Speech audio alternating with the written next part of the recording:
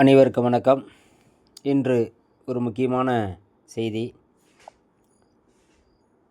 ஆந்திரா, தெலுங்கானா, ஒடிஷா மாநிலங்களை பின்பற்றி தமிழகத்திலும் டெட் தேர்வுக்கான தேர்ச்சி மதிப்பெண் 50%, 5% குறைப்பு.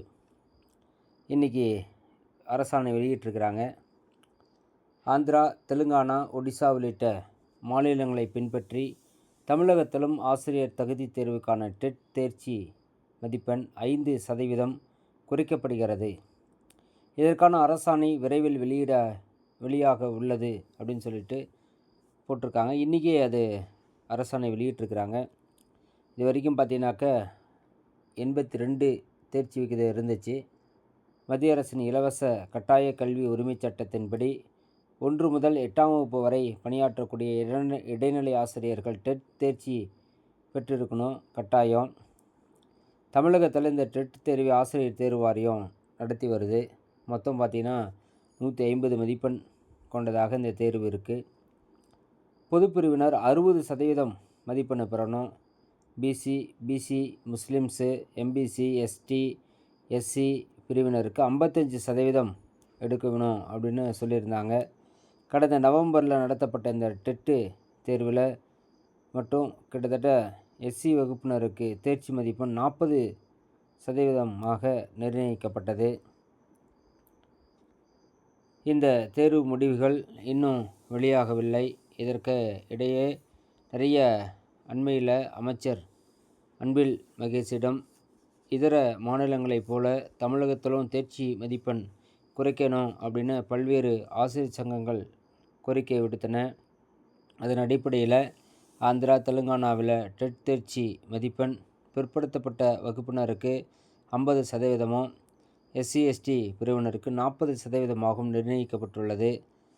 பீகாரில் ஓபிசிக்கு 50%, எஸ்சி, எஸ்டிக்கு 45% உள்ளது. அதேபோல் உத்தரப்பிரதேசத்தில் ஓபிசிக்கு 55%, எஸ்சி, எஸ்டிக்கு 45% இருக்கிறது.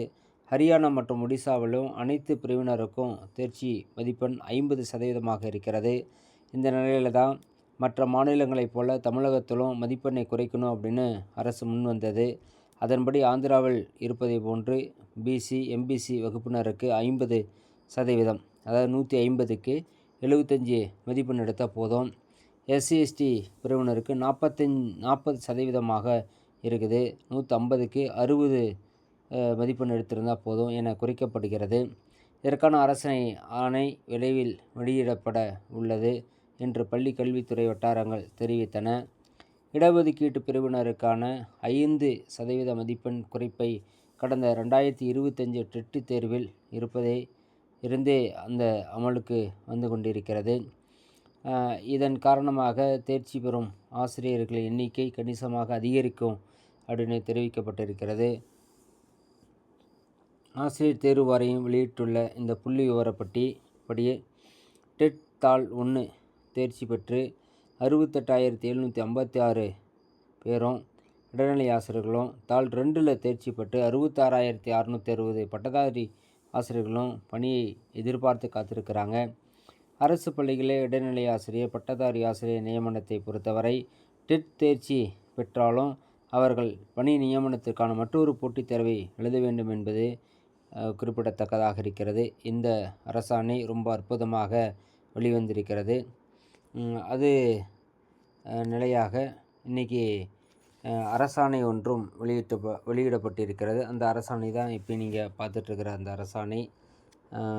டெட்டு 28/1/2026 டிஎன் டெட்டுக்கான eligibility qualifying mark category wise நிறையா இஷ்யூஸ் போயிட்டுருந்துச்சு. அதை இப்போ பேப்பர் கட்டிலில் பார்த்த மாதிரி இப்போ என்ன பண்ணியிருக்காங்கனாக்க மாற்றி அமைச்சிருக்கிறாங்க. ஏற்கனவே வந்து பார்த்திங்கன்னா ஜென்ரல் கேட்டகரிக்கு மொத்தம் 150 மார்க் மேக்ஸிமம். அதில் பேப்பர் 1ல் 60%, கிட்டத்தட்ட 90 மார்க் எடுக்கணும்.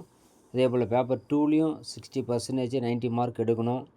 அதே மாதிரி எஸ்சி, எஸ்டி இந்த மாதிரி பிரிவினருக்கு 55% அப்படின்னு வச்சுருந்தாங்க. அதில் பார்த்தீங்கன்னாக்க 82.5, அதாவது 82 எடுத்தால் ரவுண்டாக நீங்கள் பாஸ் அப்படின்னு வச்சுருந்தாங்க. இது இப்போ அரசாணை வெளியிட்டு மாற்றி அமைச்சிருக்கிறாங்க. எவ்வளோ அப்படின்னா ஜென்ரலில் பார்த்தீங்கன்னா 60%, அது 90 மார்க்கு தான். அதே வந்து BC, BCM, MBC, DNC, PWD இவங்களுக்கு வந்து பார்த்தீங்கன்னாக்கா 50% வச்சுருக்கிறாங்க, 75 மார்க்கு. அதே எஸ்சி, எஸ்டி, எஸ்சிஏ இவங்களுக்குலாம் வந்து பார்த்தீங்கன்னா 40%, அதாவது 60 மார்க் இருந்தால் போதும் அப்படின்னு வச்சுருக்கிறாங்க. அரசாங்கம் ரொம்ப சிறப்பான ஒரு முடிவு எடுத்திருக்கிறாங்க. வாழ்த்துக்கள். நண்பர்கள் இதில் தேர்ச்சி பெறக்கூடிய நண்பர்கள் கண்டிப்பாக கொஞ்சம் கணிசமாக அதிகமாக வருவாங்கன்னு நினைக்கிறேன். அதனால் அடுத்து யூஜிடிஆர்பி படிக்க ஆரம்பிச்சிருங்க. கண்டிப்பாக வெற்றி வாய்ப்பு உங்களுக்கு உறுதியாக இருக்கும். நன்றி, வணக்கம்.